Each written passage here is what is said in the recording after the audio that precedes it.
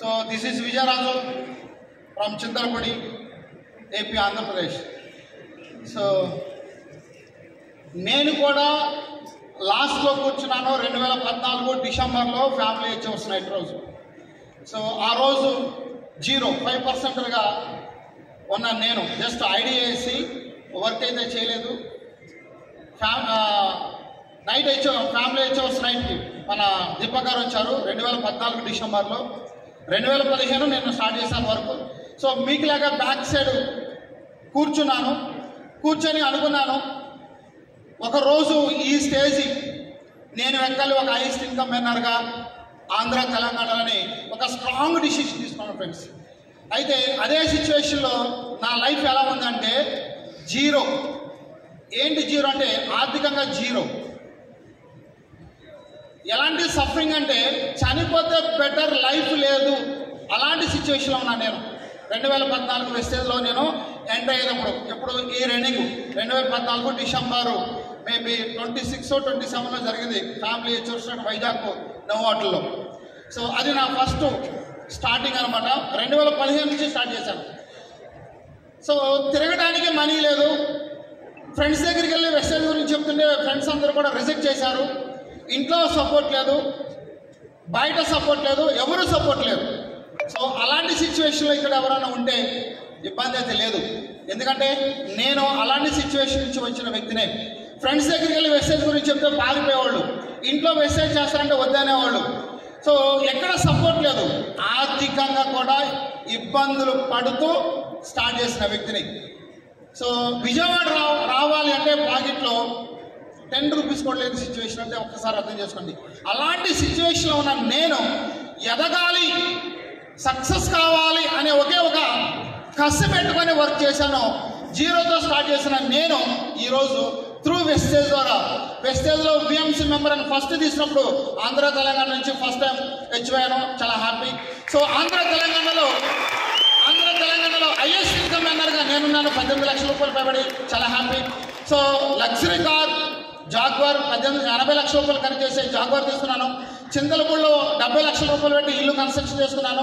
అప్పులు మొత్తం క్లియర్ అయినాయి.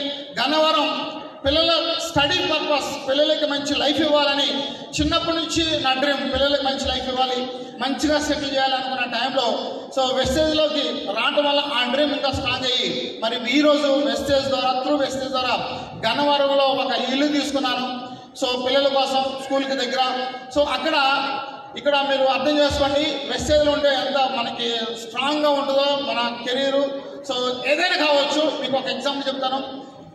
నేను ఇంతవరకు రెండింట్లో ఎప్పుడు లేను, చిన్నప్పటి నుంచి కూడా ఓన్ హౌస్లో ఉన్నాను. రెండింట్ల గురించి నాకు తెలియదు. పిల్లల స్టడీ పర్పస్ కోసం గన్నవరం రెండింట్లోకి వద్దాం అనుకుంటే చాలామంది ఏం చెప్పారంటే రెండింట్లో ఉంటే చాలా ప్రాబ్లమ్స్ వస్తాయన్న, మనకు కోపం వచ్చినా వాళ్ళకి కోపం వచ్చినా మనమే చదువుకొని వెళ్ళిపోవాలని ఇలా చాలామంది చెప్పారు. సో ఇలాంటి సిచ్యువేషన్ అంటే నాకు ఇబ్బంది కదా అనుకుని ఒక ఇల్లు కొనడానికి వెళ్తే ఆ ఇల్లు కొన్నాను. ఆ ఇంట్లో ఉన్నాం, పిల్లలు స్కూల్కి వెళ్తున్నారు, బాగుంది. 1 month గడిచిన తర్వాత ఏం జరిగిందంటే నాకు 2 కార్లు నేను చెప్పాను. సో 2 కార్లు ఉన్నప్పుడు 2 కార్లు పెట్టుకోవచ్చు అని చెప్పారు. అలాగే పెట్టుకున్నాను. వాళ్ళు మొత్తం వచ్చి గలాటా చేశారు. ఏం గలాటా అంటే ఒక ఇంటికి ఒక కారు, 2వ కారు పెడతానికి లేదు, 2వ కారు బయట పెట్టమన్నారు. సో ఎక్కడ పెట్టాలి బయట రోడ్డు మీద? నాకు చిన్నప్పటి నుంచి నేనుండే ఇంటి కిందకి పార్కింగ్ ఉండాలి, నా డ్రీమ్ అది.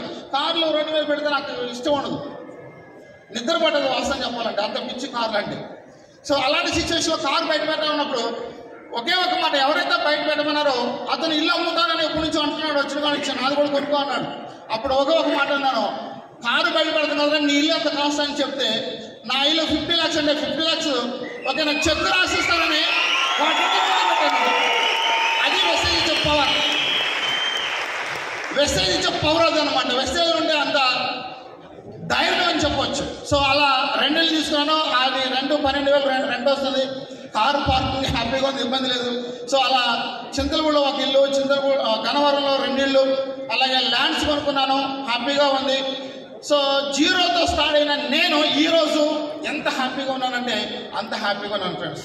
సో ఇంత హ్యాపీగా ఉండడానికి కారణం ఫస్ట్ మేనేజ్మెంట్కి థ్యాంక్స్ చెప్తాను, తర్వాత నా అప్లయన్స్కి థ్యాంక్స్ చెప్తాను, తర్వాత సాయిల్ గారు కావచ్చు, మన మేనేజ్మెంట్ చంద్రశేఖర్ గారు కావచ్చు, అరవింద్ గారు సార్ కావచ్చు, నందకిషోర్ గారు కావచ్చు, ఎప్పుడూ సపోర్ట్గా ఉండే మన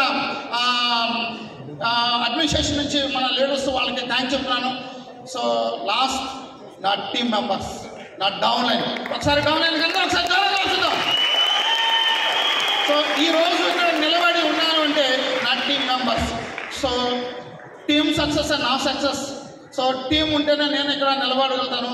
సో నా టీం మెంబర్స్ అందరికీ థ్యాంక్ యూ చెప్తూ ఈ అవకాశం ఇచ్చిన మన అజయ్ సూర్య సార్కి, సిఓ కొత్తగా వచ్చిన సిఓ గారికి థ్యాంక్ చెప్తూ thank you Vishal, thank you lot.